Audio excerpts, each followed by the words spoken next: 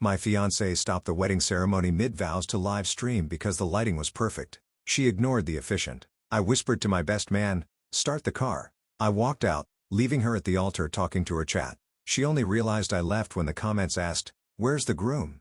I, 33 male, walked out of my own wedding 3 weeks ago. The ceremony was halfway through when my fiancé, 29, stopped everything to live stream. We'd been together 4 years, engaged for 1. She's a social media influencer, about 180K followers across platforms, makes decent money from it, maybe 4K to 5K a month with sponsorships. I'm an architect, make about $95,000 annually. The wedding planning was intense. Every decision ran through her brand. The venue had to be aesthetic. The flowers needed to pop on camera. Guest list got trimmed to include more content creator friends who'd post about it. I went along with most of it. Compromise, right? But I had one request. No phones during the actual ceremony. Professional photographer only. 30 minutes where we're just us present. Not performing. She agreed or said she did. Wedding day. Outdoor venue. 150 guests. Everything looked perfect.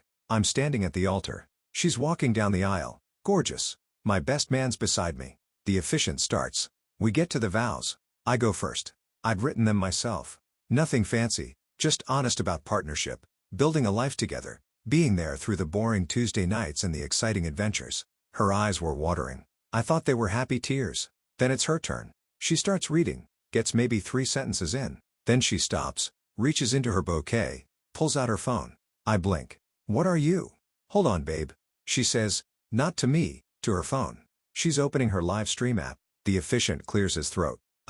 Miss, we're in the middle of just a sec." She's adjusting angles. The lighting is perfect right now. My followers have been waiting for this moment. "Hey everyone." She's talking to her camera now. Voice completely different, higher, performative. I'm standing there frozen. Our guests are murmuring. So, we're literally at the altar right now. And oh my God, the golden hour lighting. Can you see this? She's panning the camera around.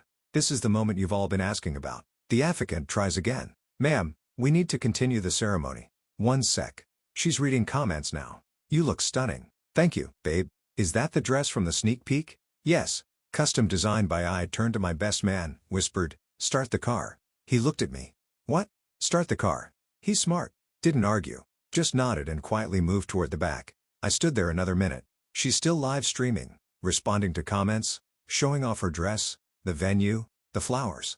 Hasn't looked at me once. "Guys, should I do a venue tour after this? Let me know in the comments." I stepped back from the altar quietly. 1 step, 2 steps. "Babe, where?" She glanced up mid-sentence, but immediately back to her phone. "Oh, wait, question about the cake flavors." I walked down the aisle, past confused guests, out to the parking lot. My best man had my car running. I got in. We drove away. Left her at the altar mid-livestream, talking to her chat. According to my best man's girlfriend, who stayed, she didn't notice I was gone for another 3 minutes. Finally, the comments started asking, "Where'd the groom go?" She looked around confused, then panicked. That was 3 weeks ago. Update 1. 1 week later, the aftermath hit fast. She called me 89 times that night. I didn't answer. Her maid of honor called. Her mom called. Her dad called. I turned my phone off. Stayed at my best man's place that night. Turned my phone back on Sunday morning. 412 notifications. Texts, calls, DMs, emails, all variations of what the hell and come back. "We can fix this. And you're overreacting." Her first voicemail. Crying. "Babe, please. I don't understand what happened. Call me back. Everyone's asking questions and I don't know what to say." Her 10th voicemail. Angry. "This is ridiculous. You left me at our wedding. Do you know how humiliating that was? Call me now." Her 20th voicemail. Bargaining. "I'm sorry about the phone thing. Okay, I wasn't thinking, but we can still do this. The venue might let us reschedule." I didn't respond to any of them. What I did do, called the venue coordinator, explained the situation, asked about the contract. Turns out wedding happened. Ceremony started even if it didn't finish. No refunds. We'd paid $12,000 for the venue, catering, everything. Split $5,050 per our agreement. I'm out $6,000. So is she. Contacted our landlord. We had a lease together on a 2-bedroom apartment. Both names on it. Lease ends in 4 months. Explain the situation. She said I could pay my half and move out, but I'm still legally responsible until the lease ends. Started looking for a sublet. Called my family. Told them what happened. My mom was surprisingly unsympathetic to my ex. I knew those phones were going to be a problem. Returned wedding gifts. All of them. Spent 2 days writing notes, reboxing items, visiting the post office. Due to unforeseen circumstances, the wedding will not be taking place. Thank you for your generosity. The real chaos started midweek. She showed up at my work. Building security called me. There's someone here demanding to see you. Says she's your fiancé. Not anymore. I said, tell her to leave. Security escorted her out. She recorded the whole thing, posted it on her social media with a caption about being silenced and not getting to tell my side. Her side, according to her posts: I'm controlling and jealous of her success. I've always hated her career. I humiliated her by leaving because I couldn't handle her having followers. The phone thing was a brief moment to share joy with my community, and I weaponized it. Wild. Then came the financial demands. She wanted me to pay for her half of the wedding costs, $6,000, because I caused the cancellation, a new dress. She'd sold her wedding dress to a follower for $800. Now regretted it. Emotional damages from the humiliation. Her dad called me directly. Son, I think you two need to talk this out. She made a mistake, sure, but marriage is about forgiveness. She stopped our wedding to livestream. I said mid-vows. She's young. The internet stuff is important to her generation. I'm only 4 years older than her. You know what I mean? Just think about the commitment you made. I didn't make it. The ceremony never finished. Silence. Then you're really going to throw away 4 years over a phone? No.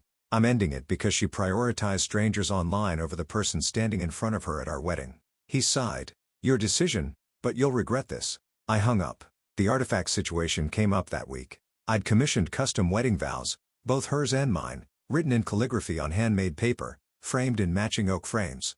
Family tradition on my mom's side. Every couple in my family has their vows framed and displayed. My grandparents, parents, aunts, uncles, all hanging in their homes. Cost me $850 for both frames. I picked them up the day before the wedding. They were at the venue meant to be presented during the reception. She'd taken both. Had them at our apartment. I wanted mine back. I'd written those vows, spent weeks on them. They meant something. Texted her, I need to pick up my things from the apartment. Let me know when you'll be out. Our apartment. And no, you don't get to just take things. We need to talk first. We don't. I'm getting my belongings. Give me a day and time. He won't be there. Everything here is ours. You can't just take whatever you want. My clothes, my books, my framed vows, my grandfather's chess set, my diplomas. Those aren't ours. The vow frames are part of the wedding stuff. That shared me. I commissioned them. I paid for them. They're mine. They have my vows too. You can't have them. This was going nowhere. I contacted a lawyer. Consultation was free. He laughed when I explained.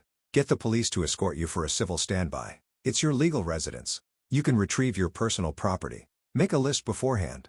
Did exactly that. Called the non-emergency line. Explained I needed to get my belongings from a shared apartment. They said they'd send an officer. Showed up with a cop 2 days ago. She was furious. This is harassment. The officer was patient. Ma'am, he's on the lease. He has a right to his personal property. Are you going to impede him? She stood in the bedroom doorway, arms crossed. Some of this stuff is mine too. Then point out what's yours, the officer said. It took 2 hours. Every item was a fight. My clothes. You bought that shirt with my money when we went shopping.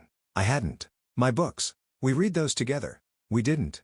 My grandfather's chess set. That was a gift to us. It absolutely wasn't. The vow frames were the worst. Those are mine, she said. My vows are in there. Mine are too, I said. I commissioned them. I have the receipt. I don't care. You can't have them. The officer intervened. Who paid for them? I did. I said, showed him the email receipt on my phone. $850. My credit card. Take them, he said. She screamed. Actually screamed. You can't do this. Those are part of the wedding. The wedding you ruined. I took both frames, packed my clothes, my books, my chess set, my diplomas. Everything I could prove was mine. Loaded it all in my car. Drove to my new studio apartment I just rented. First month plus deposit was $2,400. Smaller than I wanted, but it's mine. No lease shared with her. Hung my vow frame on the wall. Weird to look at now. All those promises I'd meant that she'd apparently cared about less than her follower count. Her frame is in my closet. Not sure what to do with it yet. Update 2. 2 weeks later, she escalated hard. First, she started a narrative online. Posted a 15-minute video telling her truth. Claimed I was emotionally abusive throughout our relationship. Said I isolated her from friends. I didn't. Said I controlled her finances. We had separate accounts. Said I'd been planning to leave her and just needed an excuse. Her followers ate it up. You deserve better. He was threatened by your success. Men can't handle independent women. Started getting messages. People I didn't know calling me abusive, controlling. Some threatened to expose me. One said they'd contacted my employer. My boss called me in. Someone sent an email claiming you're dangerous. Obviously, I don't believe it, but I need you to be aware. My ex is running a social media campaign. I said she's upset I ended things. Keep it out of the office. I don't want drama here. Fair. Then her mom got involved. Showed up at my new apartment. I have no idea how she found my address. Knocked on my door at 7 p.m. I opened it. Can I help you? We need to talk about my daughter. No, we don't. You humiliated her in front of everyone. Do you understand what you did to her career? Her career? I blinked. She stopped our wedding to livestream. That's what happened to her career. She was sharing a beautiful moment. You made it about your ego. I made our wedding about us. She made it about her followers. She's lost sponsorships. Brands are dropping her. People are calling her unprofessional. That's not my problem. You made it her problem. She could sue you for this. For what? Leaving my own wedding? Emotional distress. Loss of income. Breach of contract. We never got married. There's no contract. She started crying. She loves you. She made a mistake. Can't you forgive her? I did forgive her. I forgave every time she prioritized her phone over dinner, over conversations, over dates. I forgave when she posted our private moments without asking. I forgave when our anniversary became a content opportunity. I stopped forgiving when she did it at our wedding. Her mom left, but not before saying, "You'll regret this. You're throwing away a woman who loved you." The legal threat wasn't empty. Got served with papers 3 days ago. Small claims court. She's suing me for $8,200. Breakdown.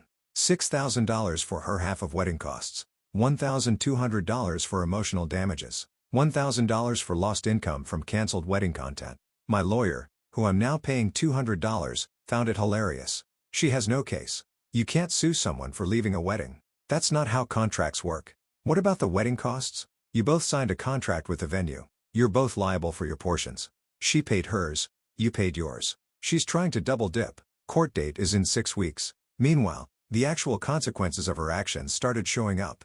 Her follower count dropped, not massively, but noticeably, down about 15K. People started commenting things like, maybe focus less on your phone and more on your relationships. Her engagement rate tanked. She lost 2 sponsorships. I only know because she posted about brands not standing by women during hard times. Her best friend, the maid of honor, stopped talking to her. Found out through mutual friends that the maid of honor was done. I watched her destroy her own wedding for content. I'm out. 3 other bridesmaids backed out of future commitments with her. We can't trust her to be present at our weddings. She's hemorrhaging her social circle. Not because I did anything, because people saw what she did and made their own judgments. The vow frame situation got weirder. She started posting about how I stole her wedding vows and robbed her of memories. Posted photos of the empty spot where the frames had been. My lawyer advised documenting everything. Every post, every message, every email. If this goes to court, we need to show the pattern. Got a message from her dad yesterday. My daughter is falling apart. You need to do the right thing. I did. I replied. I chose self-respect. The really messed up thing. Part of me still misses her. Not the influencer persona. The person I met 4 years ago before the follower count mattered more than the person in front of her. But that person's been gone for a while. I just didn't want to admit it until she stopped our wedding to check her comments. Final update. 3 weeks later. Small claims court was last week. Quick summary. I won. She got nothing. The judge was not sympathetic. Her lawyer, some guy who does social media law, apparently, tried to argue that I had breached an implied contract by abandoning the ceremony. My lawyer countered with, "Your Honor, the defendant stopped the ceremony to live stream on social media despite prior agreement not to use phones during the ceremony. My client left a ceremony that had already been disrupted." Judge asked her directly, "Did you stop the ceremony to use your phone?" I was sharing a meaningful moment with my community. It was less than 5 minutes. Did you or did you not interrupt your own wedding ceremony to film yourself? Pause. Yes. But then the plaintiff didn't abandon the ceremony. You did. Judgment for the defendant. Case dismissed, she cried. Her lawyer looked frustrated. Her dad, who'd come for support, just shook his head. Outside the courthouse, she tried one more time. "Please, can we just talk? Really talk? We have nothing to talk about. I'm in therapy now, working on phone addiction. I see it now. How bad it got. I'm changing. That's good for you. We could try again. Start over. I'll be different. I believe you'll try to be different, but I'm done, because of one mistake. Because you couldn't be present at our wedding. If you can't be present for that, you can't be present for the boring Tuesdays, the sick days, the hard conversations, the moments nobody sees." She didn't have a response to that. The financial aftermath settled out. I lost $6,000 on my half of the wedding. Not getting that back. Lawyer fees cost me $1,200 total. First last deposit on my new apartment was $2,400. The vow frame's $850, but I got both. Total cost of ending that relationship, $10,450. Worth every penny. The apartment lease ended 2 weeks ago. She moved back in with her parents. I renewed my studio lease for another year. It's small, but it's peaceful. The social media thing died down eventually. Her follower count stabilized around 160K. She still posts, but the engagement is lower. Fewer sponsorships. She got a part-time retail job last month to supplement income. Saw it on her Instagram framed as getting back to my roots, but it's clearly financial necessity. She posted one final video about me 2 weeks ago. A message to my ex talked about forgiveness and growth and learning from mistakes. How she hopes I find happiness. Very magnanimous. I didn't watch it. My best man's girlfriend did and summarized it. My family's been supportive. My mom was relieved. Honestly, I like her. But the phone thing was worrying me. Friends were split. Lost a few who thought I overreacted. Kept the ones who got it. Started dating again last week. Casual. Coffee with someone from a friend's board game night. She asked about my last relationship. I gave the abbreviated version. She stopped your wedding to live stream. Yep, during the vows, mid-vows. And you just walked out? I did. She left. Good for you. Seriously, we're getting coffee again this weekend. The vow frames are still a weird thing. Mine's on my wall. Hers is still in my closet. I thought about mailing it to her or throwing it away, but something stopped me each time. My mom suggested donating it to a craft store. They could reuse the frame paper materials. That felt right. Dropped it off yesterday. Let someone else make something beautiful out of it. Kept mine though. Those words still mean something. Even if I didn't get to say them that day, they're a reminder of what I want in a partner. Presence, partnership. Someone who chooses me, not their audience. Got a text from her yesterday from a new number. I don't know if you'll read this, but I'm sorry. Really. I see it now. What I did, what I lost. I hope you're happy. I didn't respond. There's nothing left to say. Someone asked me the other day if I regret it. Walking out, ending it the way I did. No regrets. She made a choice, multiple choices, really. To prioritize her online life over our real one. To stop our wedding for content. To value comments over commitments. I made a choice too. To value myself enough to walk away. Best decision I ever made. The wedding that never happened cost me $10,450 and taught me exactly what I won't tolerate. Seems like a fair trade. Moving forward now. Studio apartment, new hobbies, better boundaries, actually present in my own life. She's welcome to her 160K followers. I'll take the 5 to 10 real people who show up when it matters.